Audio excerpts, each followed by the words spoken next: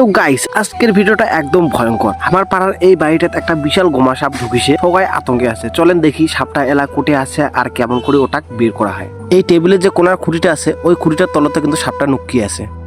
তো এলা কিন্তু দেখিয়ে পাচ্ছেন বন দপ্তরের লোক চলে যাচ্ছে সাপটাকে উদ্ধার করবে তানে। পাড়ার সবাই লোক কিন্তু ভিড় করেছে সাপটাকে দেখার তানে। দেখেন সাপটা কেমন ফোঁস করে আওয়াজ করেছে। এই ভয়ঙ্কর দৃশ্য কিন্তু তোমার সচরাচর দেখবার পাবেন না। কি বিষাক্ত সাপ রে ভাই, এর এক সবলত মানুষের জীবন শেষ।